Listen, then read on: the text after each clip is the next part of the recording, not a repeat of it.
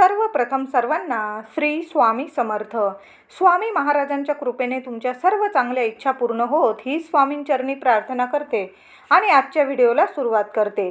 तर यावर्षी अक्षय तृतीया 10 मे रोजी म्हणजे शुक्रवार रोजी आलेली आहे आणि रोहिणी नक्षत्रावर बऱ्याच वर्षांनंतर यावर्षी अक्षय तृतीया रोहिणी नक्षत्रावर आलेली आहे. 3.5 मुहूर्तांपैकी एक मुहूर्त शुभ मुहूर्त. या दिवशी जेवढे जप तप सेवा कराल, पूजा मनापासून श्रद्धेने कराल, तेवढे खूप पुण्य फळाची प्राप्ती आपणास मिळेल. भरपूर धनलाभ होईल. वर्षभर कशाची कमतरता राहणार नाही घरात. अक्षय तृतीयेला आपल्या कुलदेवतेची आराधना केल्याने आई जगदंबा कायम पाठीशी उभी राहते. यावर्षी अक्षय तृतीया शुक्रवारी आल्याने माता लक्ष्मी श्रीहरी विष्णूंसोबत आपल्याला सेवा करायची आहे आणि नवरा बायकोने मिळून जोडीने आपण पूजा सेवा करायची आहे. कायम माता लक्ष्मी प्रसन्न राहील. तुमच्या घरादारात कशाची कमी राहणार नाही. अक्षय तृतीयेला धनप्राप्तीसाठी आवर्जून हे चमत्कारिक उपाय आपल्याला करायचे आहे. हळद आणि केशरचे हे 5 महाउपाय आपल्याला घरात केल्याने कायम तुमच्या घरात माता लक्ष्मीसह श्रीहरी विष्णू वास करतील. घरात सुख समृद्धी मिळेल. घरात वास्तुदोष पितृदोष सुद्धा दूर होतील. घरातील नकारात्मकता दूर होईल. घरात सकारात्मक वातावरण पवित्र वातावरण तयार होईल. घरातील सर्व व्यक्तींची भरभरून प्रगती होईल. तर कोणते उपाय अक्षय तृतीयेला आपल्याला करायचे आहे जाणून घ्या. पहिला उपाय, अक्षय तृतीयेला सकाळीच आंघोळीच्या पाण्यात हळद टाकून आंघोळ करायची आहे. थोडं गोमूत्र गंगाजल असेल ते टाका आणि थोडीशी चिमूटभर हळद टाकून मग आंघोळ करायची आहे. यामुळे कायम सुखात आणि शांततेत राहाल तुम्ही. तुमचा गुरुबळ वाढेल. तुमचं गुरु पाठीशी उभे राहतील. घरात दारात पाण्यात गोमूत्र हळद टाकून हे पाणी आपल्याला थोडं संपूर्ण घरात शिंपडायचं आहे. थोडं पाणी घ्या, त्यात थोडंसं गोमूत्र हळद आणि तुमच्याकडं गुलाबजल असेल तर ते सुद्धा टाका. शुक्रवार आलेला आहे. माता लक्ष्मीला अतिशय प्रिय गुलाबाचा वासानेच माता लक्ष्मी खूप आनंदित होते. म्हणून थोडं गुलाबजल सुद्धा पाण्यात टाका आणि संपूर्ण घरात कान्याकोपऱ्यात हे पाणी शिंपडा. घरातील जी काही नकारात्मकता असेल निघून जाईल. अक्षय तृतीयेला अक्षय सुखाची प्राप्ती होईल तुम्हाला. म्हणून हे पाणी आधी घरात शिंपडायचं. त्यानंतर सर्व दार वगैरे उंबरठा स्वच्छ करून घ्यायचा आहे.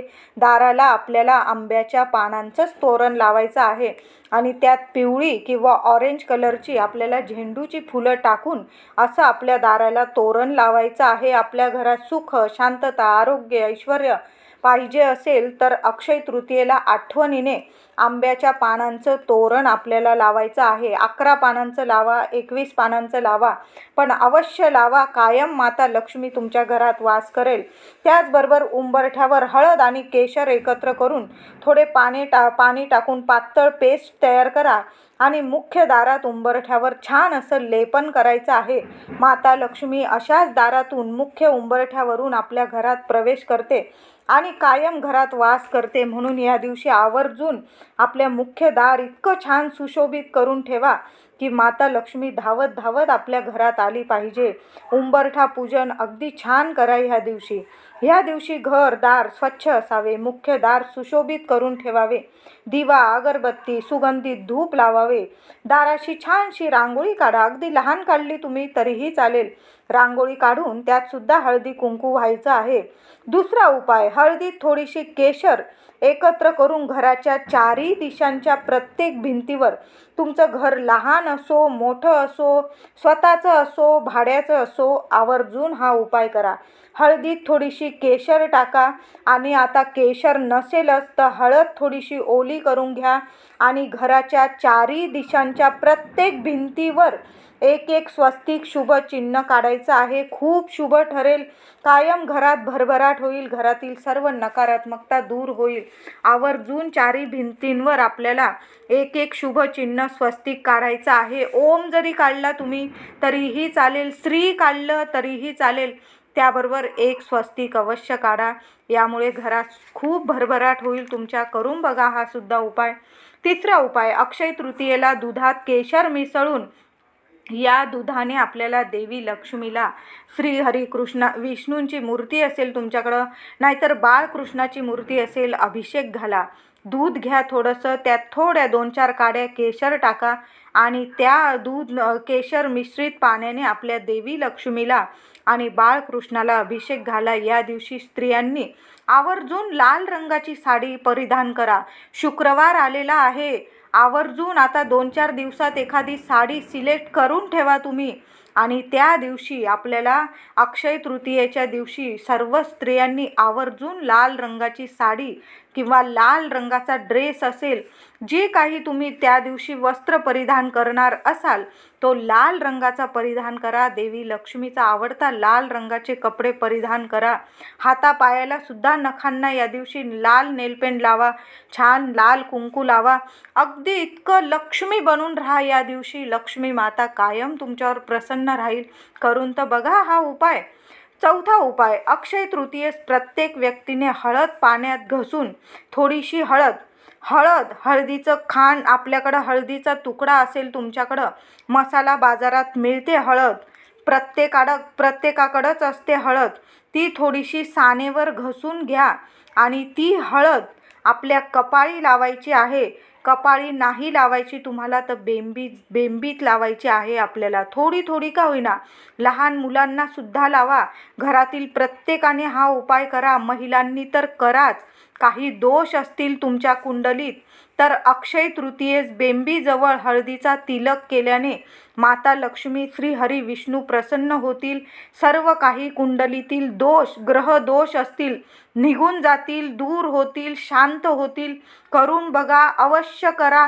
हळदीचं खांड नसेल तुमच्याकडं, हळदीचा तुकडा नसेल, साधी हळद घ्या, त्यात थोडंसं पाणी टाका आणि त्याने थोडासा बेंबीत आपल्याला तिलक करायचा आहे. कायम तुमच्यावर माता लक्ष्मी, श्री हरी विष्णू प्रसन्न राहतील. सर्व दोष दूर होऊन सर्व अडचणीसुद्धा दूर होतील. साधासा उपाय आहे. आंघोळीनंतर लगेच करा. थोडी हळद ओली करा आणि बेंबीत लावा आणि मनापासून उपाय करा. कुठलाही, आता मी एवढे उपाय सांगते ते मनापासून केले, श्रद्धेने केले तरच उपायाचं फळ मिळतं, नाही तर करून काही फायदा नाही. जो पण उपाय करायचा मनापासून श्रद्धेने करा, पॉझिटिव्ह होऊन करा की ही गोष्ट मी करणार आणि त्यातून मला सकारात्मकता मिळणार आणि त्यातून माता लक्ष्मी अतिशय प्रसन्न होणार. ह्या भावाने, ह्या हेतूने कुठलाही उपाय केला तो उपाय तुम्हाला फळ देऊन जातोच.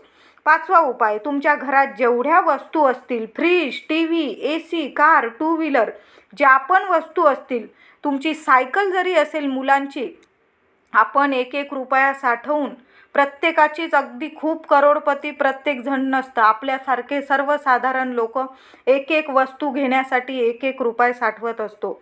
मग तुम्ही TV घ्या, AC घ्या, कार घ्या, 2 व्हीलर घ्या, सायकल घ्या, ज्या पण वस्तू असतील, महागड्या असो किंवा स्वस्तातल्या, खास करून गॅस शेगडीची आपल्याला पूजा करायची आहे. गॅसवर किंवा गॅस जवळील भिंतीवर हळदीने एक स्वस्तिक काढायचं आहे. या दिवशी अन्नपूर्णा जयंतीसुद्धा आहे. आठवणीने महिलांनो, आठवणीने आपला गॅस स्वच्छ करा. आपण त्यावर नॉनव्हेज वगैरे शिजवलेलं असतं. या दिवशी गॅस स्वच्छ करा. ओटा मी म्हणेल धुवूनच घ्या स्वच्छ. छानशी आपल्या गॅस शेगडीची छान पूजा करायची आहे. माता अन्नपूर्णेची विधिवत पूजा करा, प्रार्थना करा. माझ्या घरात अन्न धान्य तुझा आशीर्वाद अखंड राहू दे, कशाची कमी राहू देऊ नको. ज्या वस्तू असतील तुमच्या घरात, मग कुठलीही वस्तू असो, त्याची हळद, कुंकू, फुलं वाहून पूजा करायची आहे. देव्हाऱ्यातील देवांची पूजा शांत बसून करा. माता लक्ष्मीचे, श्रीहरी विष्णूंचे पूजन जोडीने करा. शुभ फळं देऊन जाईल तुम्हाला. तर अक्षय तृतीयेला हे काही उपाय मी सांगितले, त्यातील उपाय नक्की करा.